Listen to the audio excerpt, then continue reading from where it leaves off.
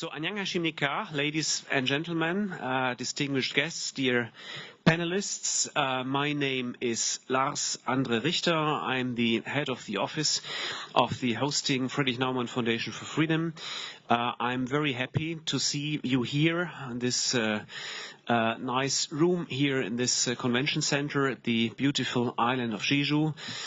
For us as Naumann Foundation, it's, I think, the fifth Jeju Forum for Peace and Prosperity, which we take part in. So it's a very, very old, nice tradition meanwhile. Give me the opportunity, 2 or 3 minutes, to inform you about our background, the Naumann Foundation's background. Friedrich Naumann Foundation for Freedom is a German non-profit organization founded in 1958 in West Germany, then West Germany, so one can say in post-war West Germany, and its main target at that time was to help to support the re-establishment of democracy in then West Germany. So we are facing a 60 years jubilee next year, so again founded in 58. We opened up very, very soon after several offices abroad. The first one was in Tunisia, Northern Africa, but we started our international activities in India and in Indonesia shortly after, so here at the Asian continent. And when it comes to our Seoul office, our office here in the Republic of Korea, that was opened in 1987, which means 30 years ago, so we have a jubilee this year. What we are doing here, we promote our core values, so which is liberty, freedom. That means very concretely to support democracy building, projects having to do with market economy, human rights, rule of law. We have a focus, indeed, since we are a German organization, we have a focus on unification, respectively reunification issues. So we try to bring in our very unique German experiences with being divided, with how to overcome division, how to grow together, so to say. That is something we do here, very, very active in South Korea. But we have projects in North Korea as well. Since 2004, so 10 years, a little bit more than 10 years ago. It's a little bit complicated at the moment, but we try to be, let's say, in the average 3 times per year for a week in North Korea, mainly in Pyongyang as well. We do mainly projects having to do with economic policies there. That is possible, at least so far. So today's session is on trade, economic issues on trade specifically, and it's hosted again not only by the Naumann Foundation, but beside that by the Economic Freedom Network Asia, which is a foundation established or founded network of liberal-minded think tanks and institutions and individuals. So 2 hosts today. So far, from my side, again, it's a very, very great pleasure to be here, to have all of you here as participants, to have this very, very meaningful, high-ranking panel. And without further doing, I would let the floor to John Delury. Professor John Delury is our moderator. Thank you very much. Again, you are experienced now, so it's a short tradition, but a good tradition to have you for the moderation here. Very happy to have you here. Professor Delury is with Yonsei University, and again, the floor is yours. Thank you very much. 감사합니다. Enjoy the discussion. Thank you.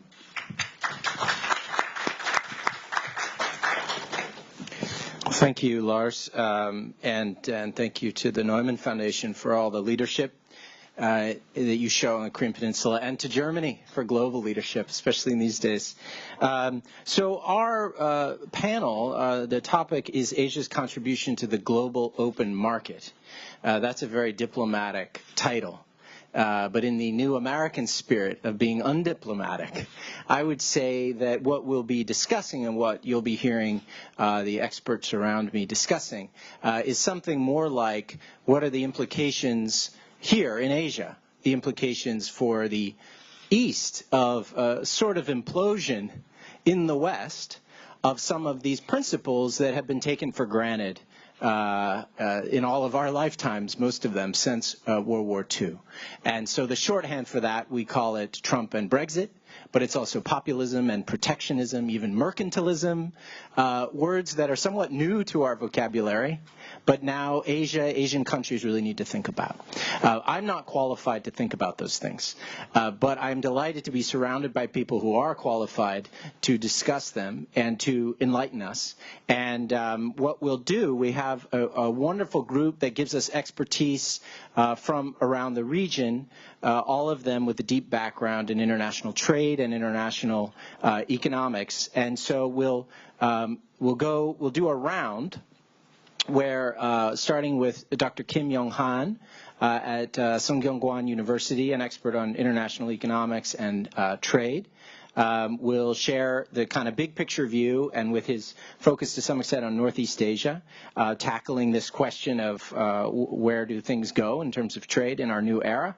And then Dr. Razin Sally, who's an associate professor at the Lee Kuan Yew School of Public Policy at NUS, at National University of Singapore.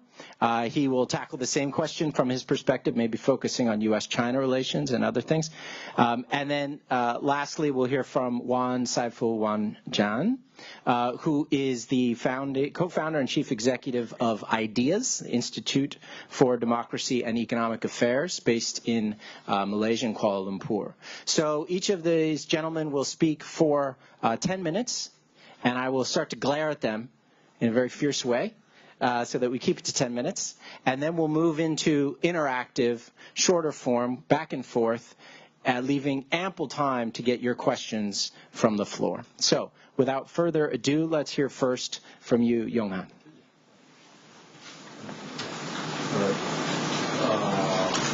Yeah, so shall I speak just on the seat or shall I? It's up to you, but we might need the mic. I'm a teacher, so I'm... Okay, we might, yeah, if you use the mic over there, it's probably best, yeah. But you don't have time like a teacher. You have to stick to the 10 minutes. I'm a teacher, too. I know how we do it. Yeah, so first question I got is whether how threatful is the current threat raised by the Trumpian so protectionism?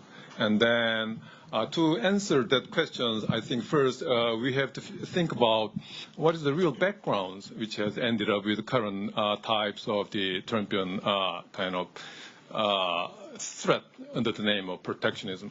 And as well known, we understand that Trump read the general kind of perspective of the most influential U.S. voters, mainly dominated by the U.S. White blue-collar workers, and he recognized that majority of the white blue-collar workers was really mad, almost kind of not just unsatisfied, really almost mad about what's going on under the current kind of so-called global free trade regimes. So let us see whether they are simply irrational or rational response, taking such an antagonistic kind of approach with respect to the global free trade regimes. In the above picture, you can see the blue line shows the so-called general rate of increase in real wage in mean value. And yellow color shows the so-called rate of increase in medium real wage rate. So then let's look at the United States case. In the United States, they have shown kind of roughly around 6-7% increase in mean real wage rate, while median real wage rate has actually gone down by 2%. What does that imply? Overall, average kind of wage rate has gone down, but the so-called middle range income has actually gone. Overall wage rate has gone up, while the middle range wage rate has actually gone down. Why? Simply because kind of low skilled kind of workers, mainly white blue-collar workers, their income has actually gone down, while the kind of wage rate for real skilled workforce, mainly imported workers with really skilled, trained workers their wage rate has skyrocketed. So increasing income inequality, even between workers, and on the bottom left-hand side, you can see the percentage of the top 10% kind of people, the share of the income owned by top 10%. There you can see U.S. shows highest number, almost near to 50%. That is, United States is the most unequal country among OECD member countries. And we can read some similar message there. So-called share of the workers' income among the total national income is decreasing worldwide, and same with the United States. And also the share of the income, mainly based on the asset wealth, has actually, increased sharply after the mid-20th centuries. So all these features shows that there is more than,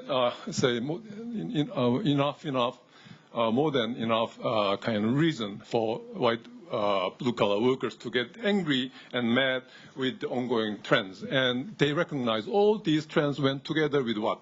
Global market liberalizations. So they came to criticize so-called these global market opening is a major enemy they have to fight just to overcome that kind of increasing income inequalities.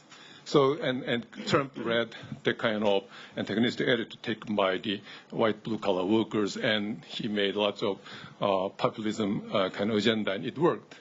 Then, how much is it threatful posed by Trumpian protectionism?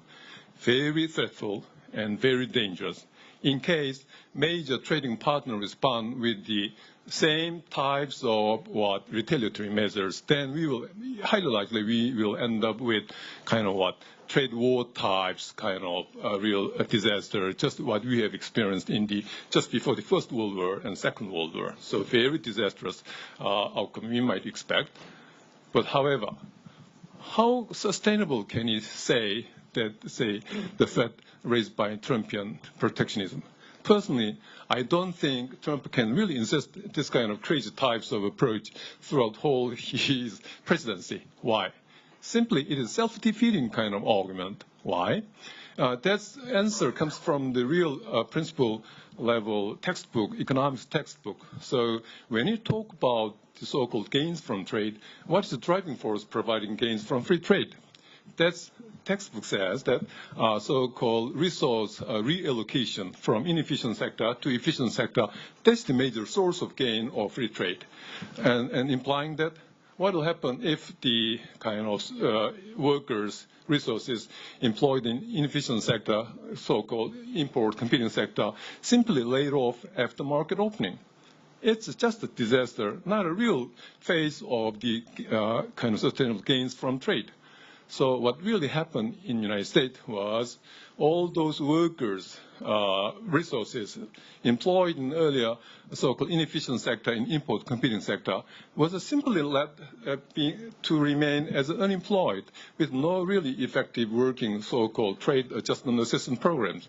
And also textbook says that to really enjoy the gains from trade, there should be very active intervention or program systems that help to reallocate those laid-off workers and laid-off resources to be re-employed, reused in efficient sectors. So that kind of full employment of the economic resources is precondition for the gains from trade. And that precondition was directly violated by U.S. kind of indifference in those trade adjustment assistance programs. So facing that kind of problem, what has been promised by Trump is not really fix this malfunctioning trade adjustment program. What he has promised is simply close down his market and keep all those inefficient industry just as it is as inefficient by closing its market. It's simply self-defeating and not sustainable at all. And so I would expect roughly after 3-4 years, by the end of his regimes, he will realize his kind of promise cannot be really sustained, and he might make some kind of adjustment as long as he tried to kind of keep his presidency. And then another second question was, who will play the next role in leading global free trade regimes. And first, we need to take a look on the general share taken by each regions in global free trade. And the yellow part is the share of the trade taken by the Asian regions. It will take roughly around 33% of the global trade. And the biggest part would be kind of sky blue color, taken by the European Unions, roughly around 40% of global trade. And the bottom part with the dark blue color, that's the share taken by the North American regions, roughly around 80%. So current threat raised by the Trumpian kind of protectionism is a story about that bottom part, 18%. So what will happen if that 18% of global market is simply gone away as a result of Trumpian protectionism? Well, that's kind of quite a worrisome and dreadful story, but can you really say a global free trade regime will simply collapse after those markets simply gone away? Still, roughly around 80%, some 80% is still remained under the current regimes governed by WTO system. So we cannot say it's very threatful, but not a real kind of threat kind of disaster with no escape. We can find, I think, some alternative approach, even if U.S. market is simply closed. And so then who will play the role? And then the biggest part is taken by the European Union. Definitely, European Union might play some meaningful kind of role in taking over the U.S. role in leading the global free trade regime. And again, this Asian part, heavily dominated by Chinese kind of role, can play some role. So can you expect some real big role can be taken over by those remaining big players? I don't think so. Why? To be a real leaders, they themselves should be prepared based on rule-based trade policies, in addition to rule-based their domestic economic policies, and also they should treat all foreigners just as domestic players. Can you really find kind of eligible guys among European unions and China? Well, European Union is more well prepared in many sense, but what about China? We are quite worried.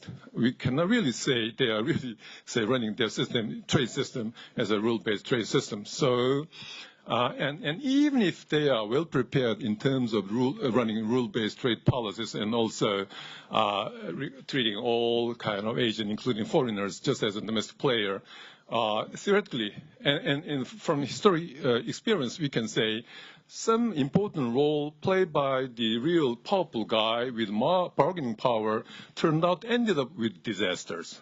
That's the reason why we developed so-called multilateral system currently governed by WTO system.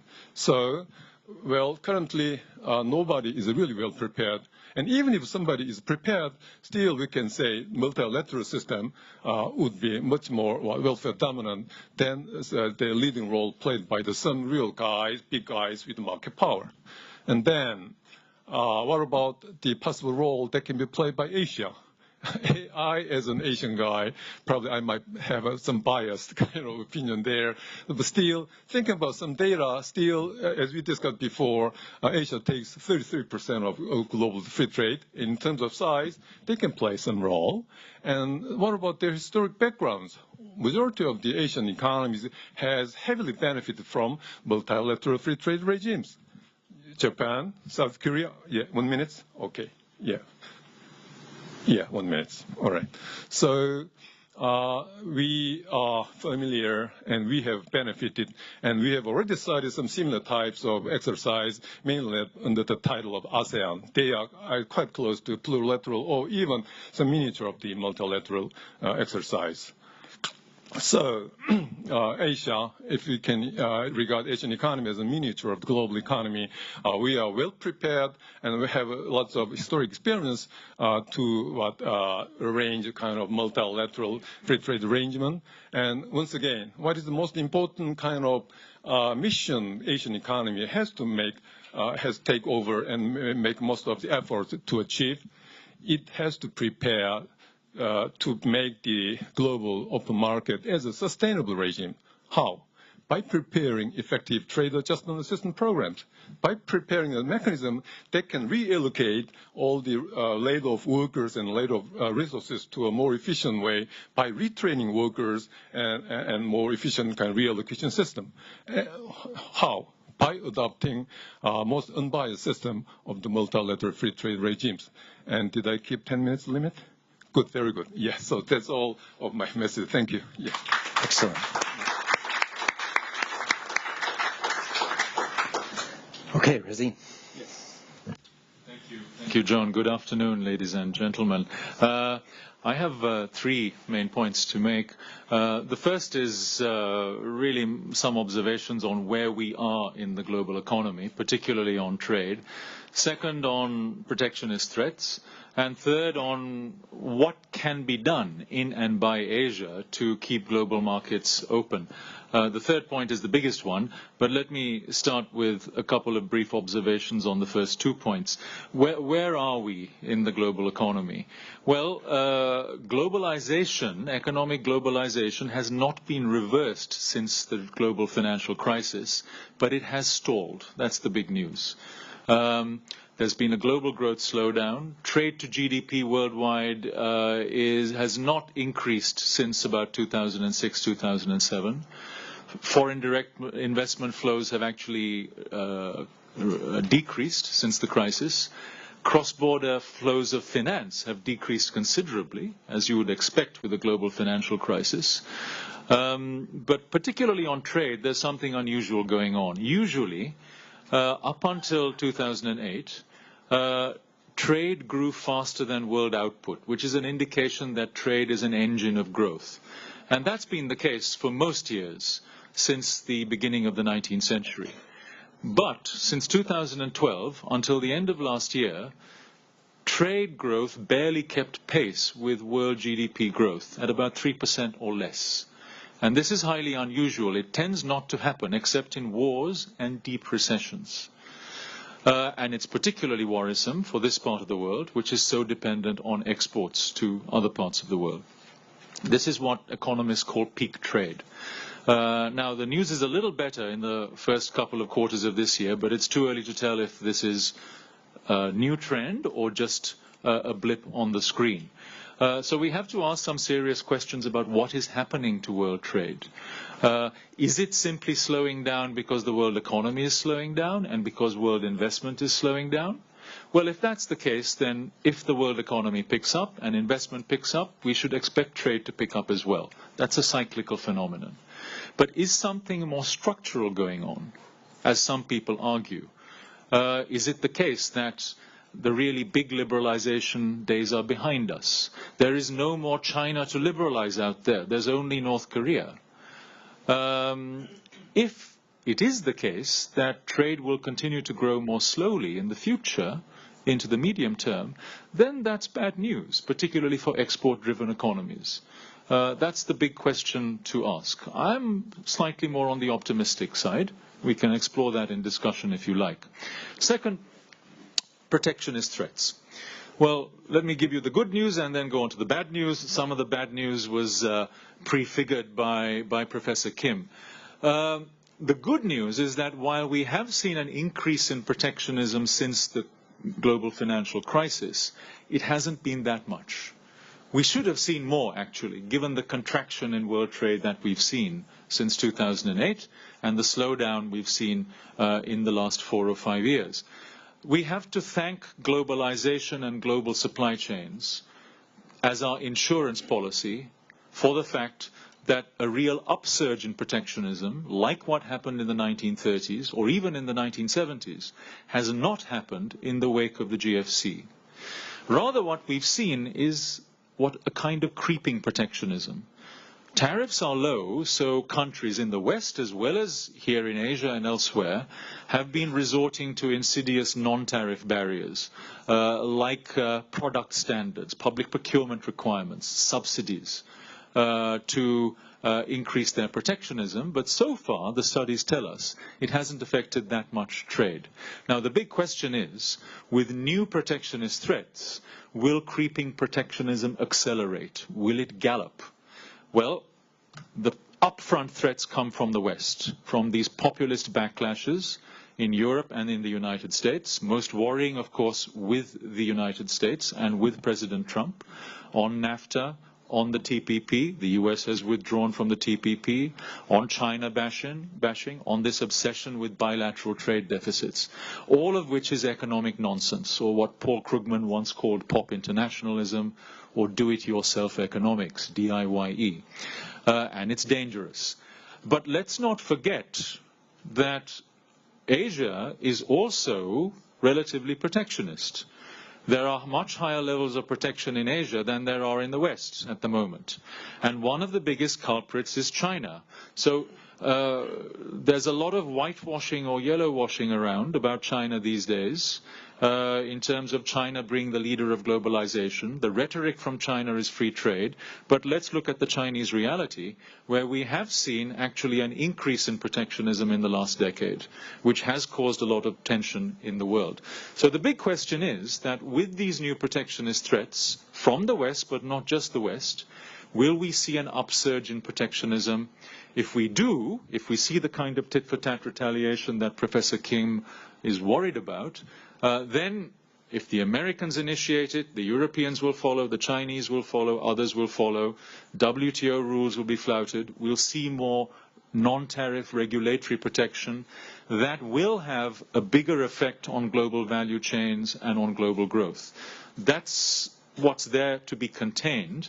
The really depressing scenario is that we return to a kind of 1930s scenario of deglobalization, depression, and let's not forget that combination exacerbated international political tensions that led to war. I don't think that's an imminent prospect, but something somewhere along in that direction might be a realistic prospect. So, my third and final point in my few minutes remaining, what can we in Asia do about it to contain these protectionist threats and keep global markets open? Well, the obvious point to make is, well, as a German economist once put it, internationalism, like charity, begins at home. Not abroad, not in the WTO, not in some far-off international organization, rather at home.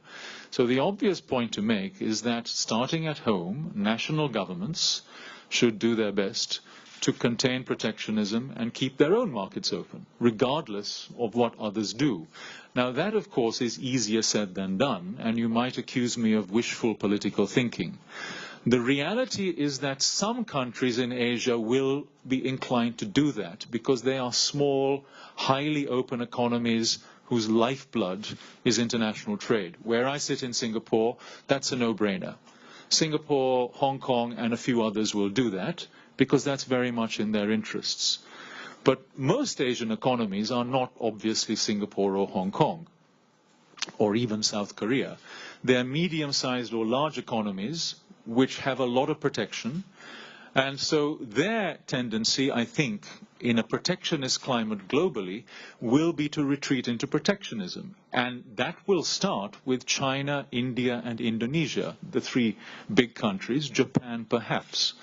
So we can't simply rely on countries individually to keep Asian markets and global markets open.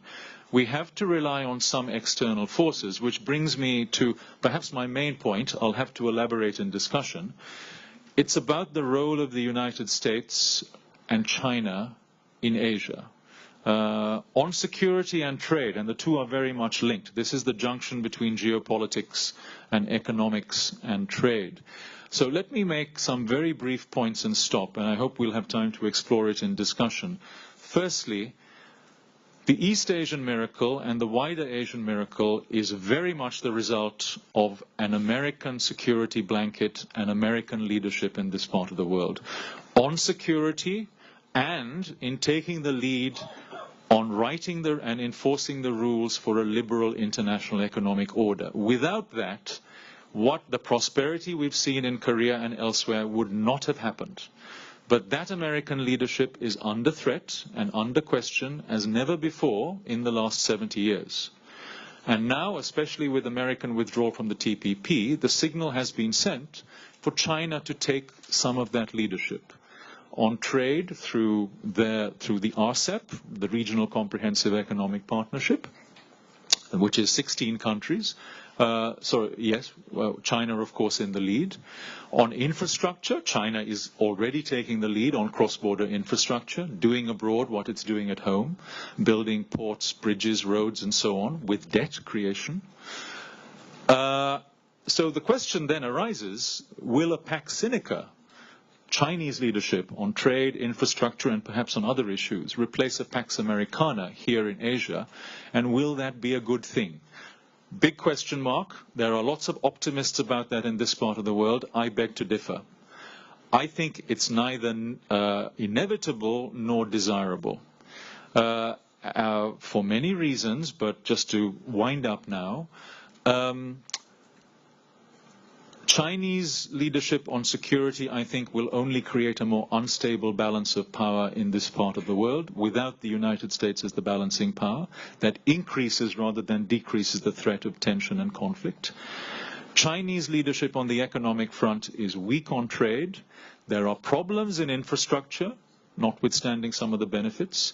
China practices a narrow mercantilism in its bilateral relations, which is all about buying up political and commercial elites and reinforcing entrenched elites in many countries around the region. In other words, it would be a different and I think worse form of capitalism in Asia with Chinese leadership. It's vital for the United States to be engaged and indeed to be more engaged in Asia on both security and economic fronts if we are to see peace and more prosperous and freer societies in this part of the world. Without that American engagement, I think we face a worse future in Asia, particularly with an increased Chinese role that's not checked and contained. Those are my headline points, which maybe we can explore later. Thank you. Absolutely. Great. Thank you, Rezin. Okay. Juan, 10 minutes. Thank you.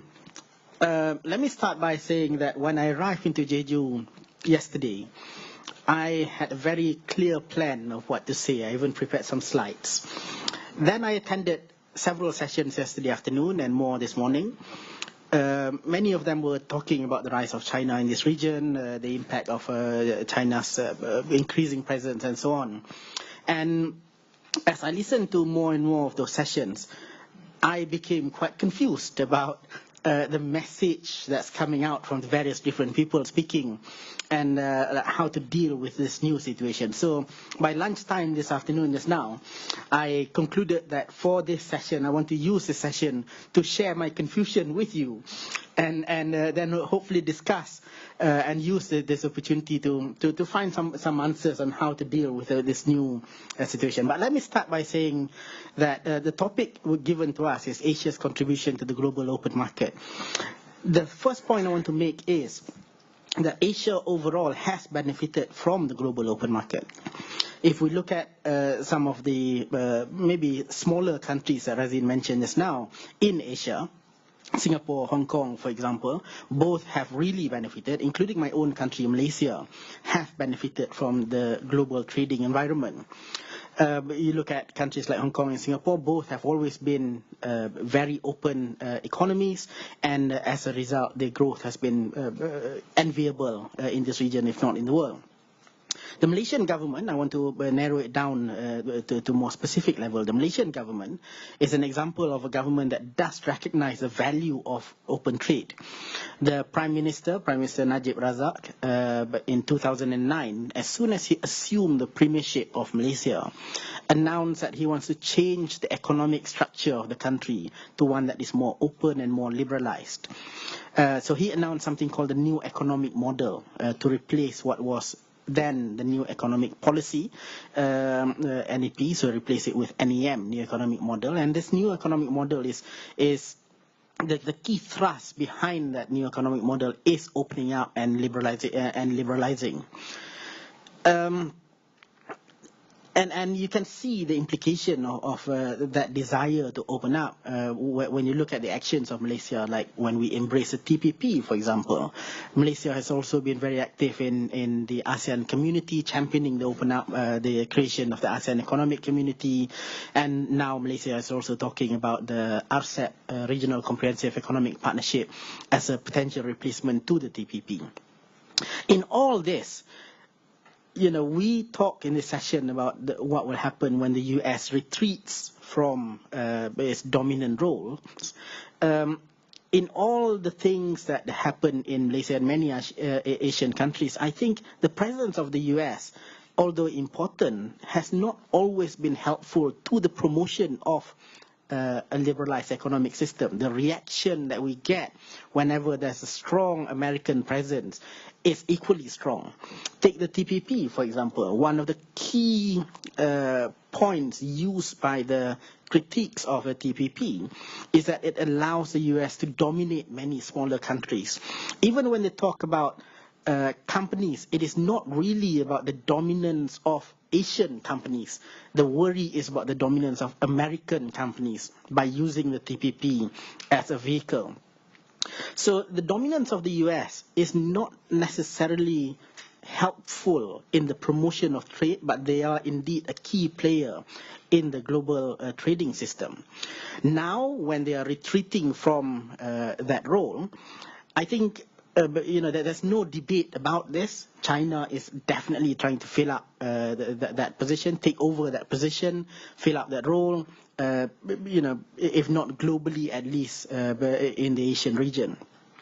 I think we're still grappling with how to deal with the rise of China. We're still trying to grapple with this new normal that the superpower that we're dealing with is no longer the US, who's increasingly keeping to themselves, but it is the rise of China. But what I want to say is, and this is where the confusion comes in, yes, I'm concerned about this new normal and how we deal with it, but at the same time, I don't think China itself is the threat.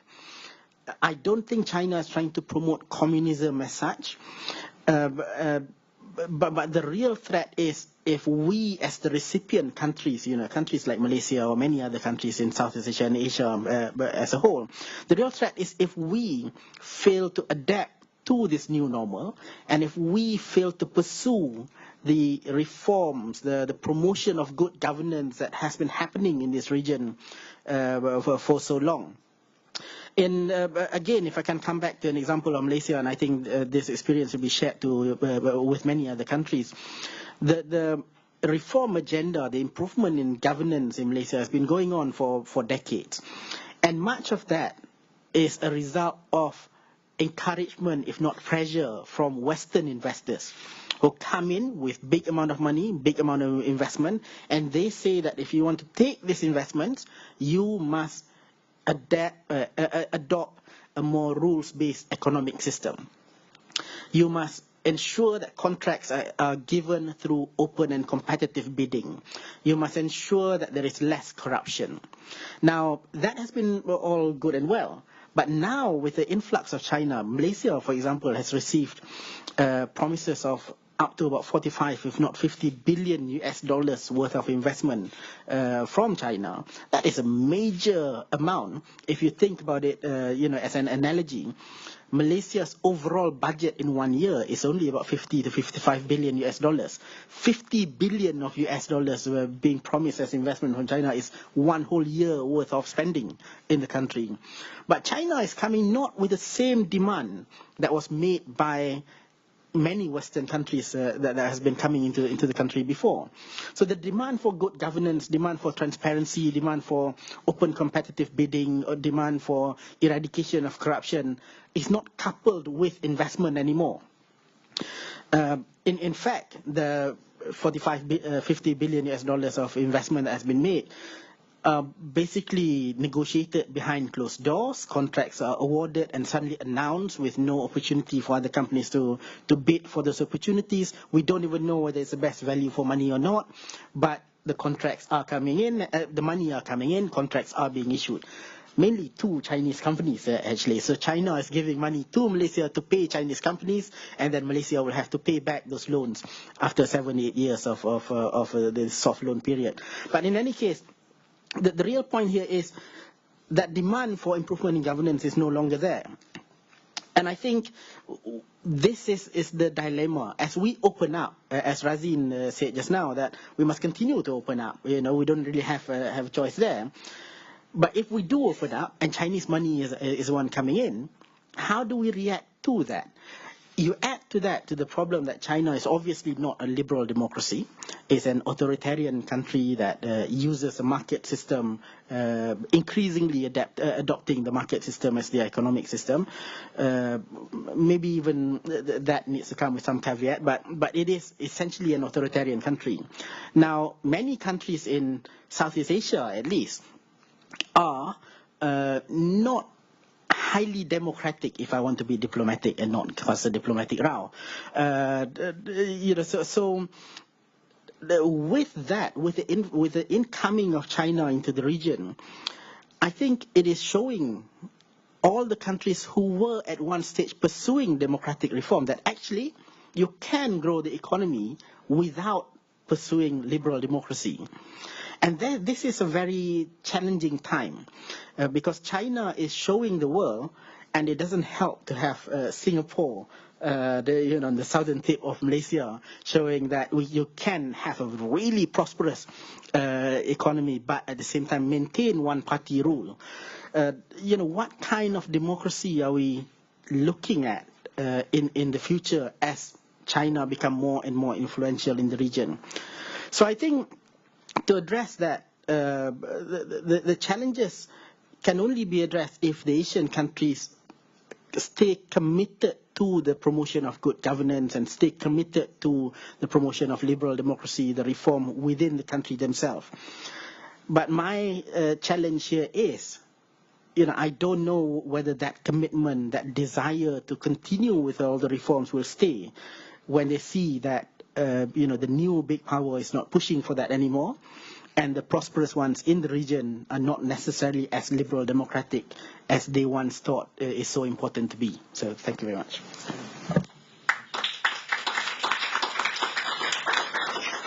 Okay, thank you, Juan. Well, that's three brilliant presentations. And to start the first kind of round of discussion, and I should say, gentlemen, encourage you to interact with one another and to follow up some of the points already. You can see where there's overlap, but to get the ball rolling, I wanted to address the first question over Yonghan and Razin, to the two of you, because it strikes me a little bit listening to your remarks.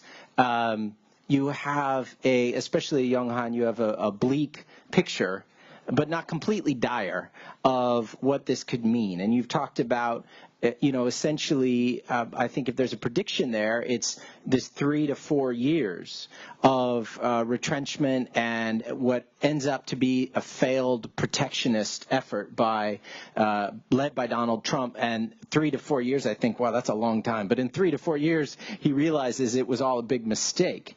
And so it's sort of, but the message I got was, weather the storm. We have to weather this storm. And Razin, in a different way, I would argue, to some extent, I heard the same thing out of you in affirming the historic role of the United States as this pillar of a system that's worked well, and probably agreeing with a lot of Juan's critiques maybe of how China can't fill that role.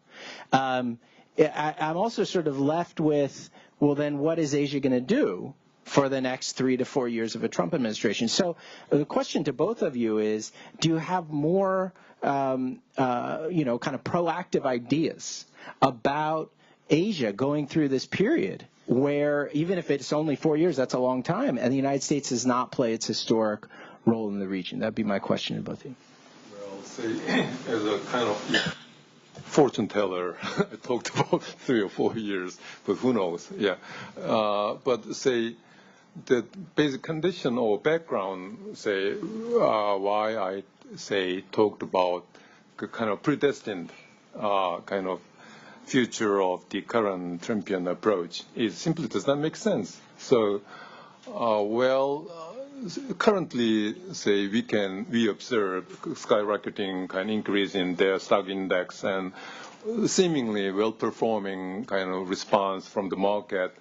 But can you really say all those past response in the market, stock market, or other kind of increasing expectation for the coming boom in U.S. economy? Do we have any real ground, kind of countable ground for those optimism in long term, which we can observe from just kind of past response from the market?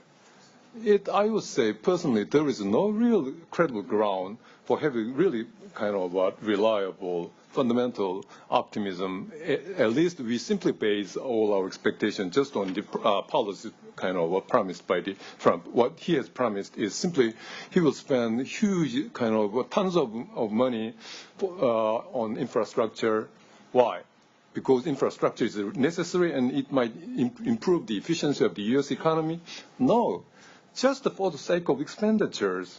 And also all the other really kind of unbelievably seemingly irrational promise, like building all those kind of crazy wall against Mexico's, and even what kind of tax policy he promised. No real, I would say, kind of well-trained, well-educated economists in the United States really accept all those his tax proposal is a sustainable kind of proposal, especially when you think about even short-term expectation on the fiscal balance, say based on the policy suggested by the Trump, does not really make sense. Both ends cannot really meet. So sooner or later, all this kind of innate kind of structural disorder proposed by the Trumpian regime might be kind of discussed more seriously.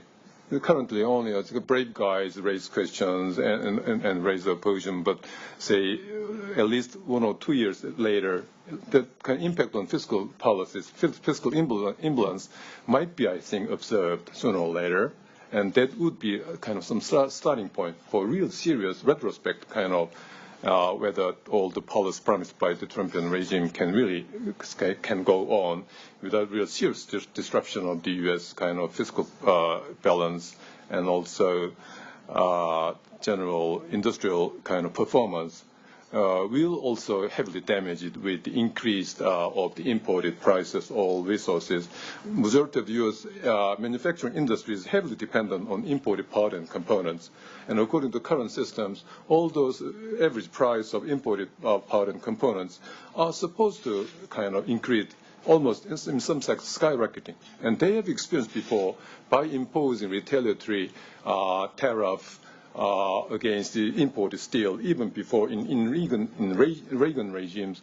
They did same thing, imposing heavy kind of retaliatory, almost punishment, say by imposing almost 30% import tariff on imported tariff. And the direct impact was kind of U.S. automobile industry suffered most. And there was some kind of imminent kind of downfall of their economic performance. So that kind of early kind of process might reappear and repeat it. So, but the question here is not. I'm certainly not going to defend Trumpian economics, and it's kind of a matter of how long it takes before they realize it fails. But the question here is, what are the implications of the fact that they're going to be trying, maybe for 3 or 4 years, and that the United States' role and its conception of its role is changing on countries. So maybe we can come back to you, but to put a finer point on it, my question to you would be, take South Korea, take the TPP.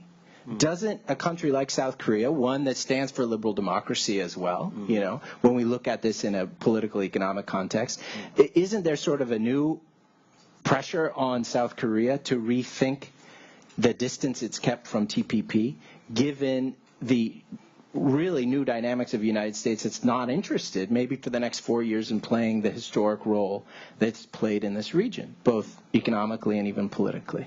But let's hear from Razim first, and because I just want to clarify the question. Okay. And hear his. Sorry, do you want to go ahead? Or, you go, and then we'll come back. all right, yeah. It's not all doom and gloom. There are very significant countervailing forces. First point to say is that so far we've heard noises from President Trump and some of his trade people, but it hasn't translated into action, with the significant exception of the American exit from the TPP. But NAFTA has not been ripped up so far. There's not been an increase in American protectionism against China, and other things besides. So let's see if some of this noise actually translates into action or not. What are the countervailing forces? Well, let's not forget that American companies are very much woven into these global value chains. So if some of this noise translates into action, they will be the first to be hurt. And that will mean their capital and their workers in the United States. So there you have a powerful constituency to lobby against what might come. That's already actually happened. There was a prospect going back about a month when an executive order would have ripped up NAFTA. It was American companies lobbying that prevented Donald Trump from actually signing that executive order. There are also some serious internationalists within the administration, not least the Secretaries of State for Defense and State. There are Republicans, especially in Congress, who have internationalist credentials. There are governors of the states, both Democrat and Republican, who, of course, are in the business of exporting and attracting foreign investment into their states. So lots of countervailing forces within the United States. It's the challenge of Asians to join forces with kindred spirits in the United States to contain the President of the United States and his trade team. So that's, I think, an important consideration. What's missing in all of this is leadership from the top, from the White House. And that we're not going to have either for the next 4 years or until the President of the United States is either impeached or assassinated, as David Brooks predicted in a New York Times column the day after the election. Let's see. The second point I want to make really concerns China. And just to elaborate on what I said in my initial intervention, I don't think Chinese leadership in this part of the world is inevitable as the gathering conventional wisdom seems to have it. And for two reasons, domestic weaknesses and external weaknesses, which actually still look pretty bad compared with historic American strengths. Now, don't get me wrong, I'm not a typical realist China basher. I think China entering the world economy has been very good news for China, and on the whole, very good news for the world, and long may it continue.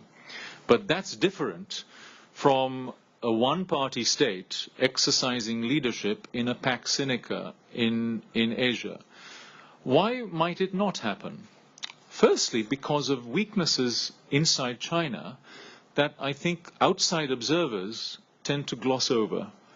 Let's look at some bold facts about the Chinese economy today. China is in dire need of structural reform. Its old model cannot deliver the kind of growth and the kind of satisfaction that the Chinese people expect. So it needs serious market reforms to sustain Chinese growth, particularly a better quality growth. And that's vital for the Communist Party, because if the Chinese people are dissatisfied, that's trouble for the Communist Party. The leadership recognizes this, and it outlined those very reforms at the third plenum almost 5 years ago. We're almost halfway through that period, and hardly any of those reforms have happened. We've had a few micro reforms here and there, but they're really not much, and there's been reversal in other areas. And it's not happening because of vested interests within the party state. At the same time, the political system is regressing to greater authoritarianism. Now, there are optimists out there, more of them, who believe that this combination of Mao and markets will deliver the goods. I think they're wrong, because there's a basic contradiction here. And this gets back to Juan's point. I think Juan is also wrong here as well, by the way. Talk about that. Because a combination of economic success and autocracy only works up to a point. What the record tells us, Singapore is a bit of a mixed example here. We can come to that later. But what the record tells us is that you can have autocratic government and catch-up growth, as you had here in South Korea. But what the record also tells us is those kinds of systems are really no good at delivering a more mature kind of growth and a more mature kind of capitalism. In moving from imitation to innovation, from perspiration to inspiration, from, if you like, brawn to brains which deliver productivity. For that, by and large, you need more liberalism and more democracy. And I don't think there's any way around that. The Chinese are really stuck because you have a Leninist political system that now has to deliver a more advanced kind of economic growth, and I don't believe that's possible. And that spells much more worrying news for China in the medium term, and with it, worrying news for the rest of Asia and the world. And it's not a recipe for Chinese, at least for positive Chinese leadership in the wider world. Externally, let me elaborate on one's points. What China is doing is exporting a kind of model where you have more trade, but it's not with the kind of liberal rules that the American-led order has shaped over the last 70 years. It's more arbitrary. It's more about crony capitalism. It's more about entrenching insider elites. It's not about spreading prosperity to those who are excluded necessarily. It's about infrastructure projects which might deliver a lot of good, but with it a lot of padding, a lot of corruption, and a much bigger role for the state. It's about bilateral relations. I'm half Sri Lankan. I see this at the coalface in Sri Lanka. About the Chinese state and Chinese policy banks and Chinese state-owned companies essentially co-opting the local elites and making capitalism even more cronyistic. Now, none of that is a recipe, I'm going to be much more pointed here than one, is a recipe for good governance and serious market reform to go beyond catch-up growth to the kind of sustainable prosperity that all of us want for Asia. That's where I think it's bad news. But there are weaknesses at home and weaknesses externally that I think will prevent China, as presently constituted politically, from delivering effective leadership. And I don't see it on option or available anywhere else, not with any of the other big Asian powers, certainly not with the European Union. That's a joke. Europe, by the way, needs America as much as Asia needs America. It's not that we can depend on the US being benevolent and unilaterally wise, but we still need the United States as a kind of indispensable nation in this part of the world to work with the grain of other positive forces here in Asia. And China, as the leader, I don't think can deliver those goods. Okay, we'll come back to you, Yonghan, but since we potentially have a good disagreement here, Juan, do you want to respond? But it strikes me, actually, you're not in such disagreement. You're both critiquing China's role, and you're both pessimistic about China's role. But maybe expand on, there's a phrase in Chinese, it's difficult to become confused. So talk more from your confusion and explain to us what, or expand on some of the positive ideas you had in there about how this something good could come of this crisis, in that you don't think China can fill the void being left by this Trumpian moment. What could be done? Yeah, I think I was not so much talking about the rise of Leninist, Marxist, Maoist ideas. My concern is more about China being ruled by one-party system. Now, you can have one-party dominance in a democratic electoral system as well. We have that in Malaysia now. We see that in Singapore as well. Malaysia has been ruled by the same party for the last 60 years, longer than the Chinese Communist Party has ruled China. So we have never had a change of government. And suddenly with this increased amount of Chinese money coming in, the same party can afford, or the same ruling regime can afford to dish out many things to Malaysians, therefore extending the time period that they may have to rule the country. So there's a political impact from the changing economic environment. And that, to me, is something that we are still grappling with, because many people are also asking, if you don't join in this rush for Chinese money now, then where are you going to get the money from? Of course, there are questions that people can ask. Do you really need the money or not? In the context of Malaysia, I think we need some, but not necessarily all of them. And even if we do take the money, here comes the commitment that we need to make, which is we need to be unilaterally committed to the reform agenda without depending on external pressures anymore. I think, yes, of course, we cannot run away from the fact that the world will always have some big major superpowers. The US has been that, China, Russia are both that as well in their own context, and we will always have big superpowers. But I think the key item moving forward has to be that we as individual countries must be able to commit to the reform, liberal democratic reform agenda without the need for external pressure. But how is that going to happen? It's all very well to wish it to happen, but now usually these things happen with a combination of domestic and external forces. So we saw a lot of unilateral liberalization in Asia, roughly from the 1980s up until China's implemented its WTO commitments in the mid-2000s. And then, of course, the crisis hit and we entered a new era. Now, yes, there were a lot of domestic forces that aligned to change policies from import substitution to export-oriented industrialization. Leadership had a lot to do with it. Of course, that was very much the case here in South Korea. But arguably, none of that would have happened with some kind of propitious external environment. And that external environment was a US-led global and regional order, the establishment of multilateral institutions, not least the GATT, which became the WTO, and of course the maintenance of a global and regional pax, which prevented war from occurring.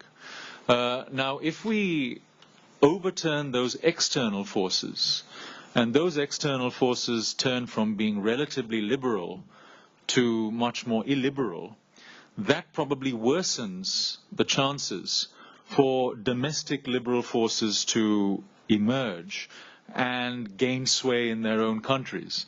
In other words, illiberalism abroad will, of course, reinforce illiberalism at home.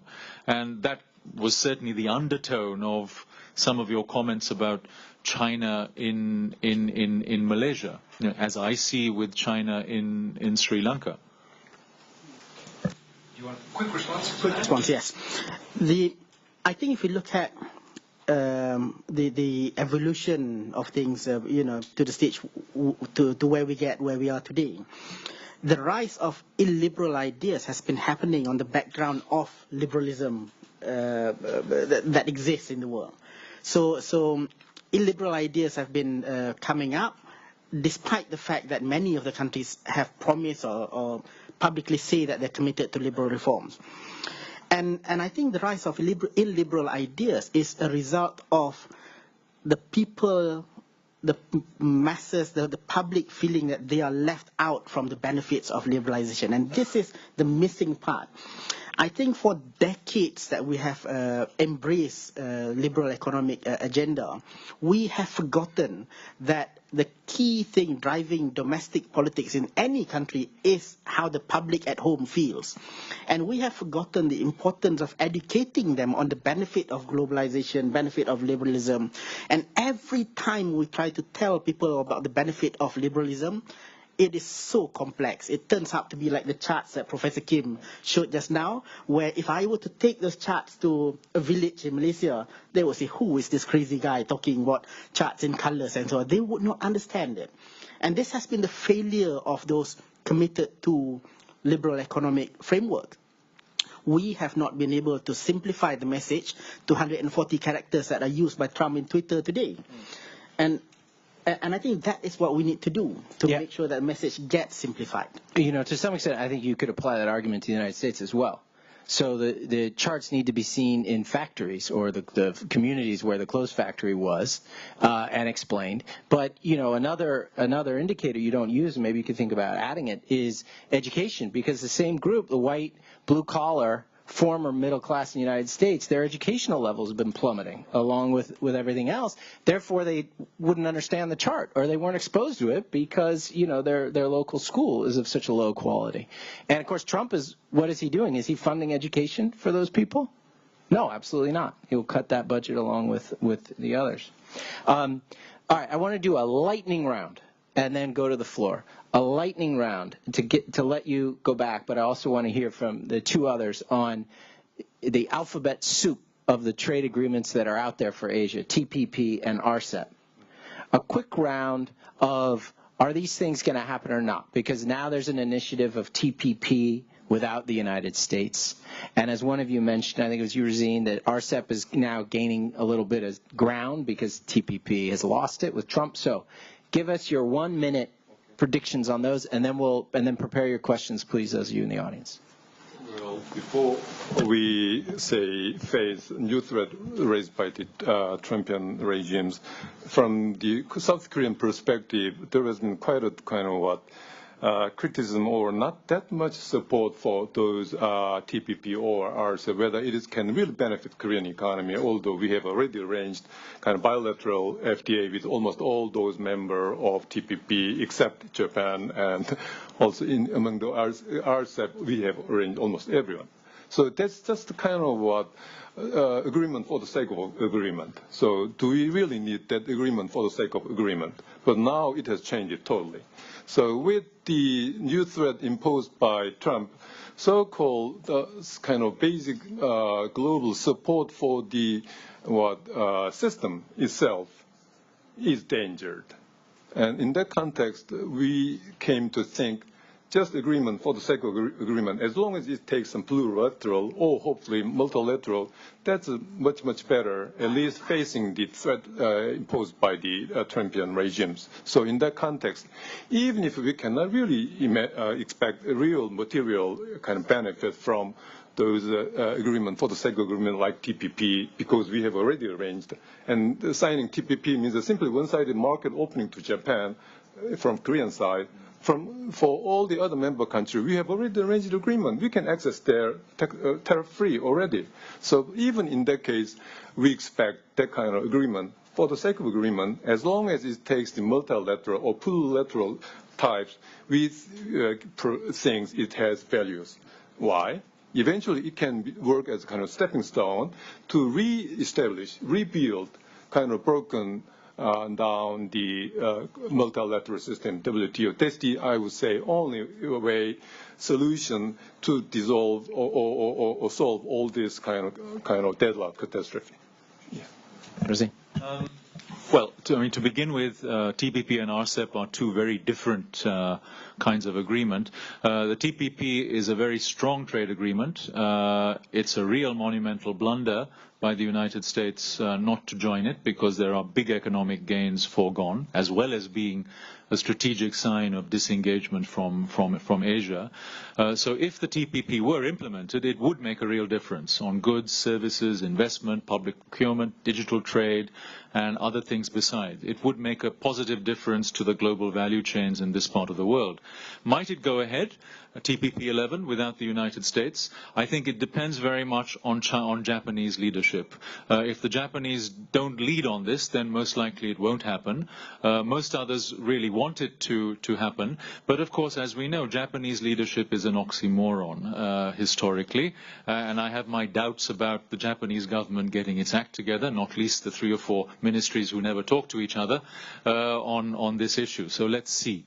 By the way, there's the prospect, if the TPP goes ahead, 11, and maybe the United States joining in 4 years' time, at least I hope so, of Britain joining the TPP once it leaves the European Union, which I think would be another positive prospect.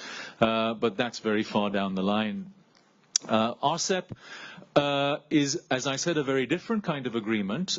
It's a trade light agreement, most likely. Don't forget it's not been negotiated yet, but most likely it will follow the pattern of other Chinese and other intra-Asian free trade agreements. That's to say, reducing or removing many of the tariffs, but with long transition periods and not the really sensitive agricultural tariffs, but really not tackling the non-tariff and regulatory barriers that are much bigger barriers to trade and are much bigger obstacles for multinationals and global value chains than the tariffs themselves. So RCEP, even if it is negotiated, will likely be a low-level, low-standard trade agreement that might not make that much difference.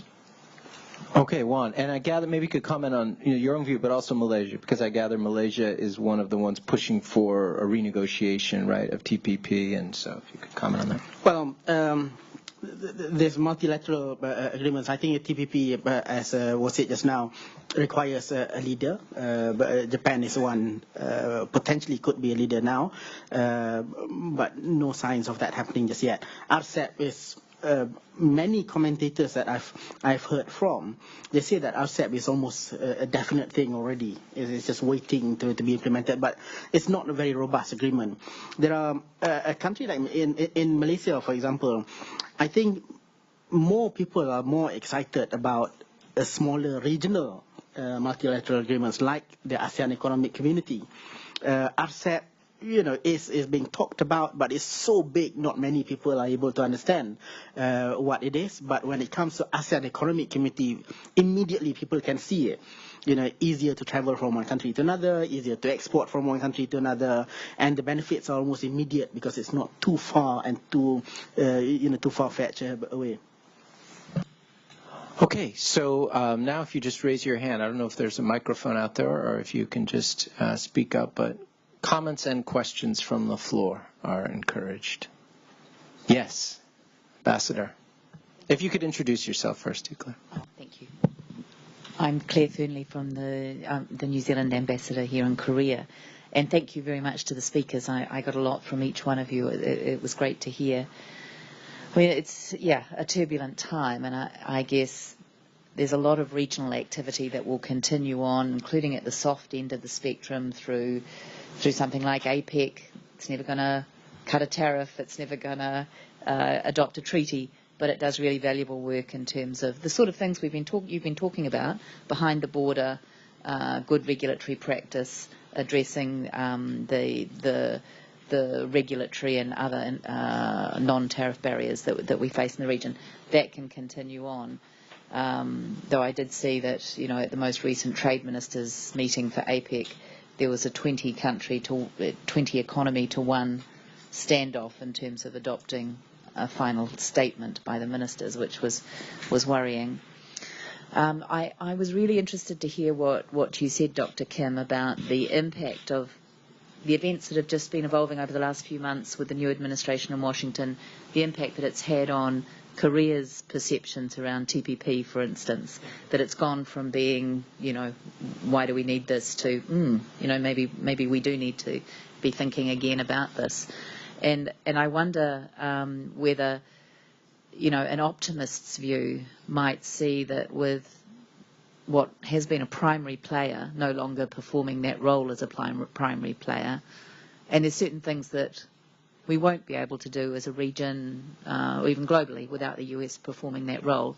But during this period, whether, we'll see others' positions evolve in the way that Korea's has, to say, yes, we now need to proactively seek to preserve and protect that rules-based system that we've benefited from.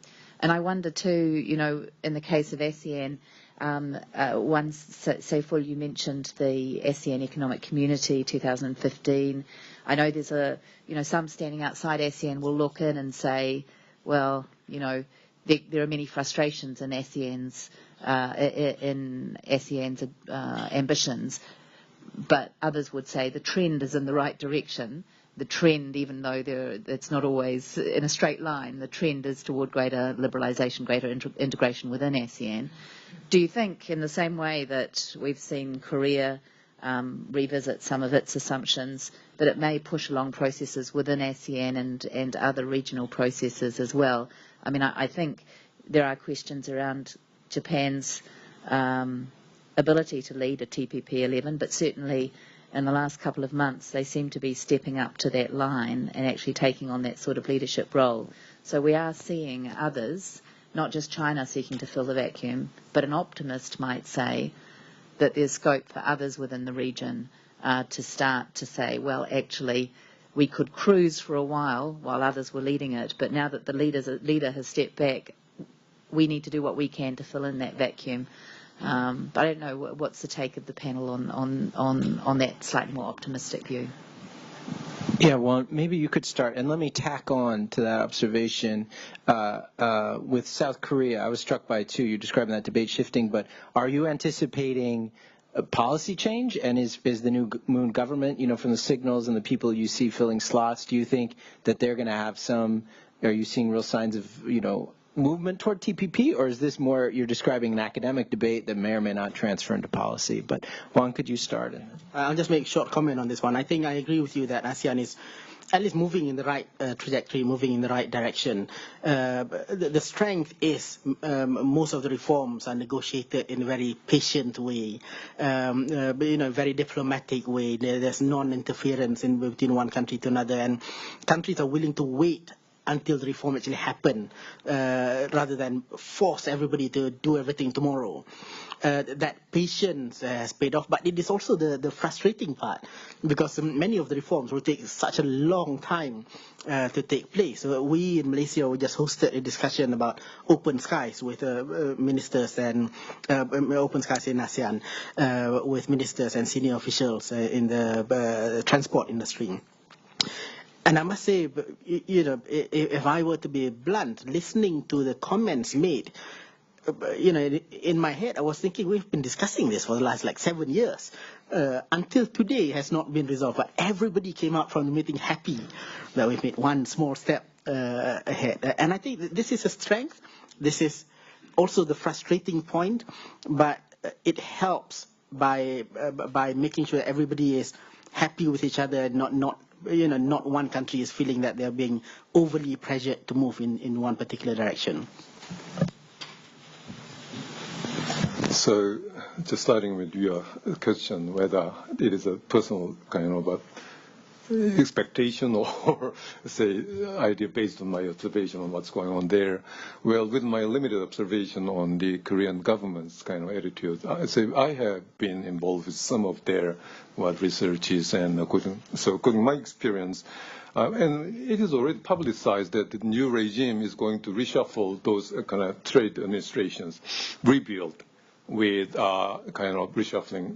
Maybe you heard the current system is all the trade administration has moved from Ministry of the Foreign Affairs to the Ministry of the Industry and Energy in earlier regimes, and the new idea is they are going to take back to the Ministry of Foreign Affairs with much enlarged kind of resources kind of allowed to them. So, implying that current new president takes trade issues much more seriously.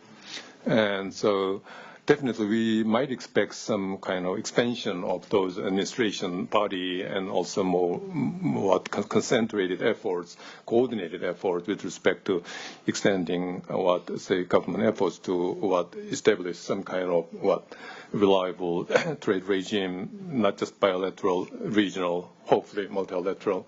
So that's what I have observed, and even based on some kind of comment from the government officers. So, and then getting back to your points. Well, I think we need to think about what really had happened after, we inaugurated the WTO system as a real big expectation. Why did we change global trade regime from GATT system to WTO? Because we thought, there should be some very, bold strengthening of the global trade regimes, hopefully with some even the power to punish all the violator of the multilateral rules. That's the basic idea why we changed the GATT system to WTO. And after that, quite a brave jump from well-functioning get with much more seemingly empowered WTO. Surprisingly, what we really have experienced is they have done almost nothing, just a paper tiger. After WTO has been established, their first trial was so-called, maybe you might remember, Doha Development Agenda initiated in 2001, and over a decade, even over 2 decades, they have produced nothing but some vague agreement to make more efforts, but no real efforts at all. So after that kind of miserable outcome of the WTO system, as we observe these days, all major player in global trade regime has simply given up their real serious expectation on the role of WTO, and they started to arrange bilateral, some small-scale regional free trade regimes, starting led by United States, and Korea has jumped in later stage just to follow those trends. Then, currently, getting back to your points, what should be the best strategies from for example, like South Korea still regard ourselves as a kind of small open economies, say when we consider so-called limited bargaining power with respect to superpower like the United States or even China. So what would be the best strategy we can think about as a small open economies with much asymmetric bargaining power? The only solution I expect is we should avoid whatever bilateral exposure to superpowers. It has ended up with a real miserable disaster, catastrophes in whatever trade negotiation, whatever. So currently, not just Korea, all the so-called small open economies should change their strategy. Say the earlier strategy was, unless we can expect some material, feasible benefit from arranging whatever multilateral or initiating multilateral discussion, we thought it's just simply waste of energy. But currently, and that's the reason why we have given up our attention and efforts to push forward under the WTO regimes. But I think that's a real serious mistake. We have to get back to WTO system, even if you can produce no real short-term material benefit. Why? Currently, in the United States, China, they are violating pre-existing even WTO rules. They are leaders of WTO system. They have found it, and they are violating.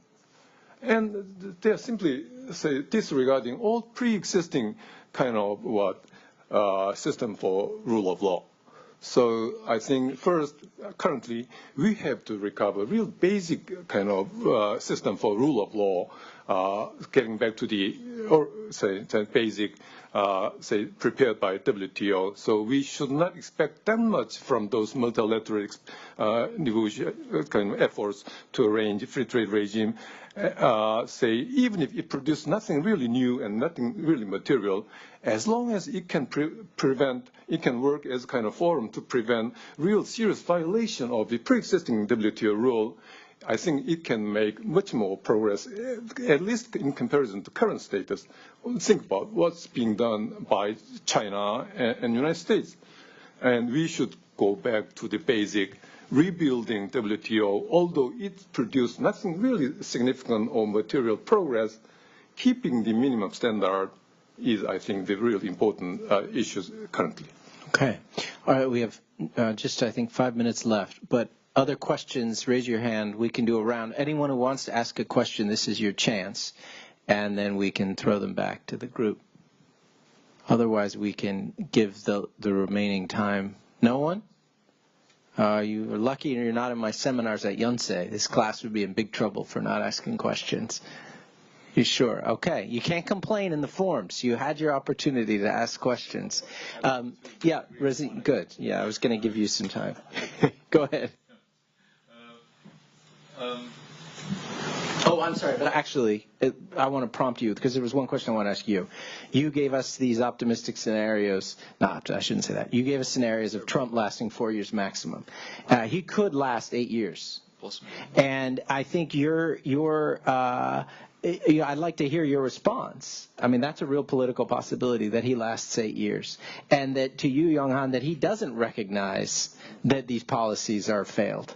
And that he keeps an electorate who puts him back in office because they perceive, however he changes the math and the perception, they think, no, actually it did get better. Right? So when we're talking about 8 years of this, and they don't kind of come around to your view as economists, and the Peter Navarros and the other trade advisors and Steve Bannons, in fact, 4 years from now, they get reelected and they say, wow, now let's really do the stuff, because it worked for 4 years and now we can do 8. How would you need to rethink some of your ideas? Because I think you still have a notion that the U.S. pillar is intact and can stay intact. A second term would be seriously bad news, and of course one would have to rethink a lot of what one has said. But let's not forget, the United States, even with Donald Trump, is not just about the presidency and the executive. It's a system that's federal, that has checks and balances at the federal level and in the states and in the municipalities, and it remains a very diverse, open society with significant well springs of innovation. In a bad way, relatively speaking, but I still retain my dose of optimism in Americans and the American condition, perhaps more than my optimism in Europe and the European condition. So let's see. I mean, everything is very volatile at the moment. Politics is very short term. Unfortunately, it has been reduced to 140 characters. And people talk within their echo chambers, and even Donald Trump has to deal with that. I'm not sure it's a winning recipe for him for re-election, but that seems to be a long way away in American politics. Of course, Juan and I are on the same side, I think, This is really a gripe about ASEAN and the AEC, and I think the broader point is that I'm not particularly optimistic about others, in addition to China, stepping up to the plate, as it were. I expressed some doubts about Japan. I would certainly have doubts about ASEAN. ASEAN is better being there than not being there. War as opposed to war. A Churchillian soundbite. And AFTA and the AEC are probably better there on paper than not being there at all. But it is a paper tiger. Yes, they've successfully removed most of the tariffs. It's 70% plus now, including the new ASEAN members. It doesn't make that much difference because these tariffs were coming down anyway. And the actual take-up rate, preferentially, is very low. It's 5% or less. What really makes the difference is tackling, the non-tariff barriers on trade in goods, on trade in services, on foreign investment, on all kinds of standards-related issues, open skies being but one example, within ASEAN. And there, the AEC has been an abject failure. They've announced ambitious targets and deadlines. They even have a scorecard which isn't externally verified. It's up to member governments to police or self-police. And the reality is that they've made hardly any progress on the real barriers that count. So they continue in the ASEAN way, which is to talk in a kind of very happy talk way, without being serious about it. In George Orwell's Newspeak, this is duck speak. In other words, there's a disconnect between the brain and the vocal cords. That's very typical of the way ASEAN works. And I don't really see that changing, because that's the nature of the beast. And that's the common denominator they can accommodate. They don't want to go further in terms of institutional integration. pooling sovereignty, having a stronger secretariat, and all that. It's a very loose form of intergovernmentalism. What about other powers? Indonesia is a large country that punches below its weight and is domestically consumed most of the time with its own complications. India, the only other candidate, is a sub-regional power which gets on very badly with all its neighbors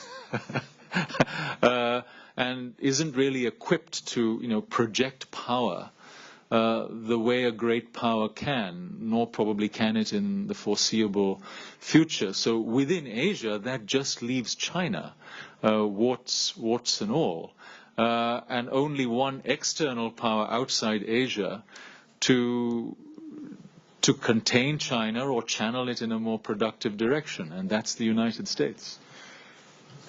Okay, so a minute and a half left. Each of you gets, I shouldn't say 30 seconds, I'll say 2 to 3 sentences to answer the question and leave the audience with, this is probably all they'll remember, so make this good. 2 sentences.